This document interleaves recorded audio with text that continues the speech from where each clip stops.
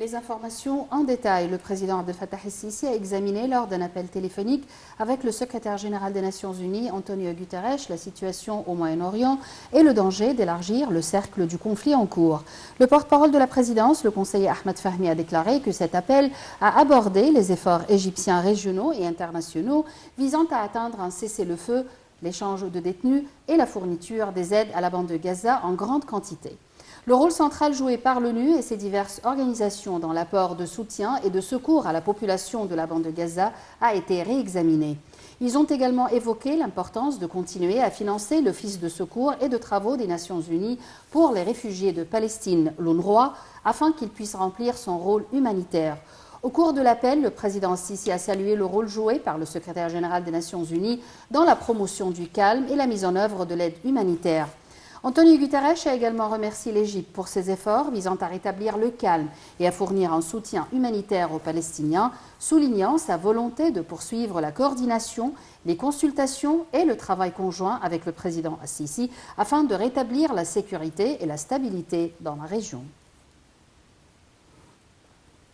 Le ministre des Affaires étrangères, Sameh Shoukry, a examiné au téléphone la crise humanitaire dans la bande de Gaza avec son homologue de la Nouvelle-Zélande, Winston Peters.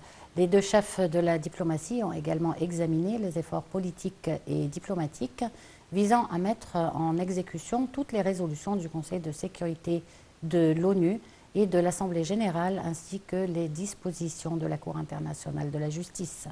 Au cours de l'appel, M. Shoukry a évoqué les contacts et les tractations entrepris par l'Égypte en faveur d'un cessez-le-feu afin de restaurer l'accalmie et d'achever l'échange des détenus. M. Shoukry a d'autre part souligné l'importance du rôle assumé par l'agence de l'UNRWA pour présenter les services vitaux aux réfugiés palestiniens. Les étrangers, autres que les titulaires d'une carte de séjour, doivent se rendre à l'administration générale des passeports, de l'immigration et de la nationalité pour enregistrer leurs données et obtenir des cartes valides dans le cadre du plan de transformation numérique de l'État et afin de faciliter leurs relations avec toutes les institutions de l'État à travers la carte de séjour qui sera délivrée pour garantir qu'ils obtiennent tous les services qu'elle fournit.